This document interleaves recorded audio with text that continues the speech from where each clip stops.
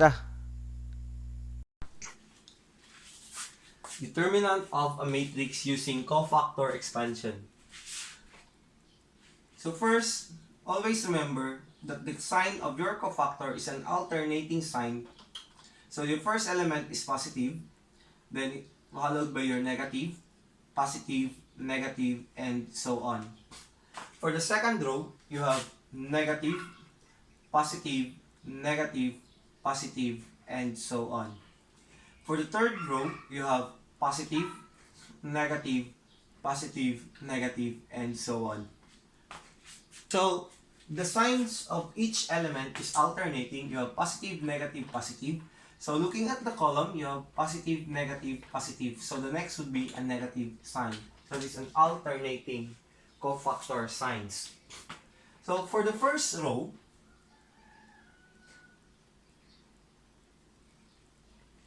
so the determinant of your matrix can be solved using the first row, the second row, or the third row.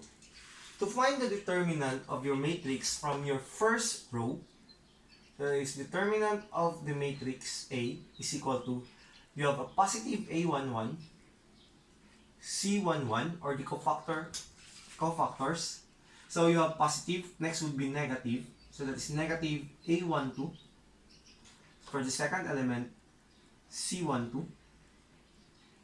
So positive, negative. So we have the third element is equal to positive A13, C13. Next we will have, for the second row, the determinant of your matrix A is equal to, you have the first element which is negative. So that is negative A21, C21. Alternating sign, so that is positive A22, C22, positive, negative, so that is negative A23, C23. Then you have for the third row, you have the determinant of A is equal to positive A31, C31 minus A32, C32 plus A33, C33. Now, if we will use the first row, the determinant of your A at first row is equal to the second and your third. We will prove that. So, using your first row,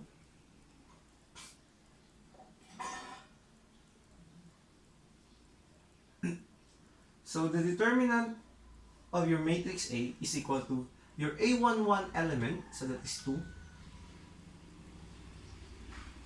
times the cofactors of your A11. So your A11, so this would be the element of your A11, highlighting each row and each column. The remaining entries on the matrix is known as the cofactor of your A11. So we have 0, 3, 5, and 3. That is 0, 3, 5, and 3. Minus the element of your A12. So that is equal to 4. Now, let's highlight the column of your fourth element. So the remaining entries is known as the cofactors. So that is equal to 4 for your A12. 4 times, we have 6, 3, 1, and 3. So 6, 3, 1, and 3. Plus, for your A13,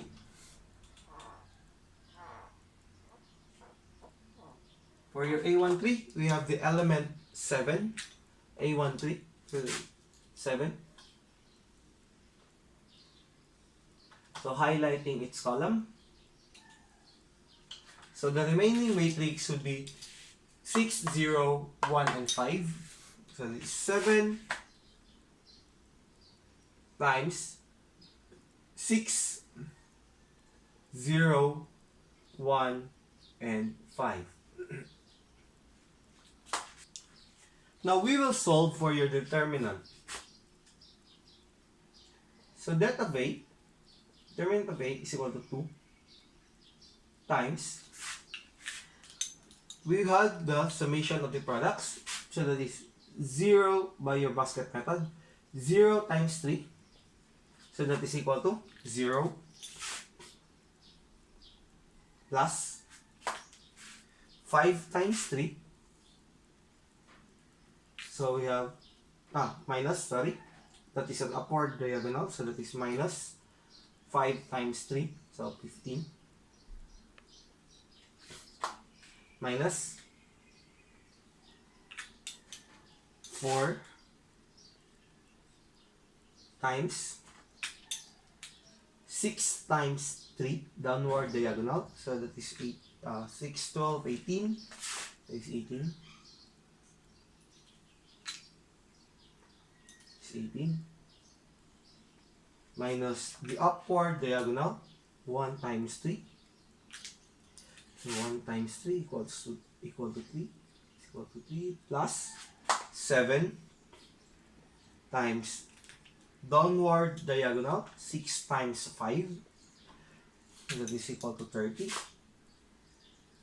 minus 1 times 0, your upward diagonal, 1 times 0, so that is 0.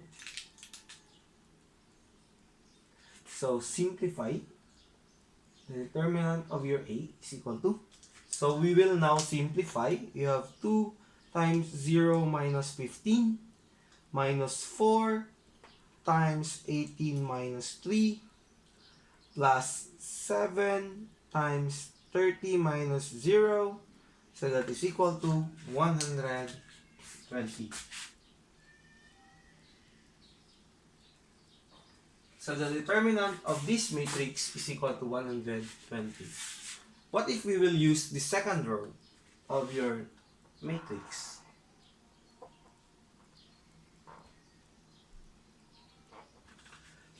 So using the second row of your matrix, we will have the same determinant that is equal to 120, but let us prove that. So using second row, so using the second row, you have determinant of A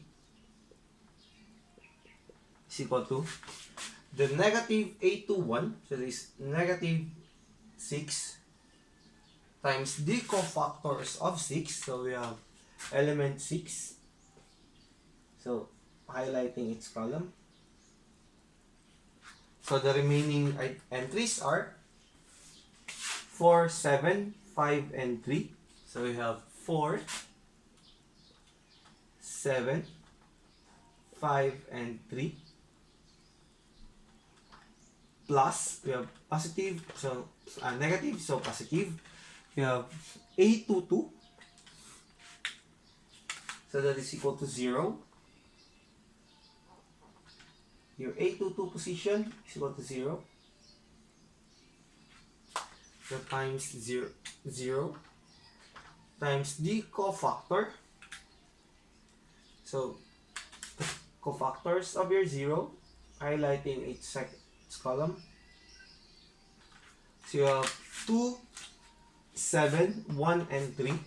So 2, 7, 1, and 3. Positive, negative, so negative. We have the last element.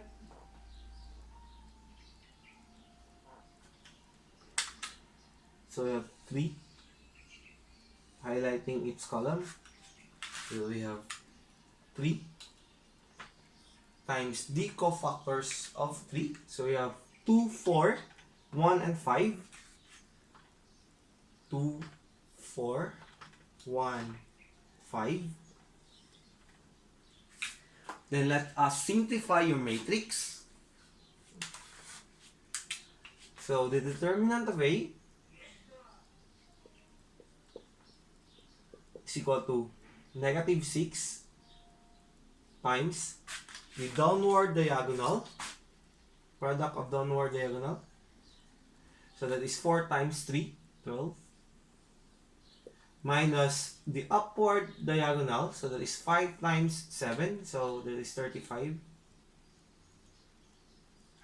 plus 0 times any number, so that is equal to 0, plus, negative, minus 3 times downward diagonal, that is 2 times 5, that is equal to 10, minus upward diagonal, 1 times 4, that is equal to 4. So simplify. We have the determinant of A is equal to negative 6 times 12 minus 35 plus 0 minus 3 times 10 minus 4, so that is equal to 120. So if you will try to solve the third row, so you will have the same answer of 120. So that is how to find the determinant of your matrix using your cofactor expansion.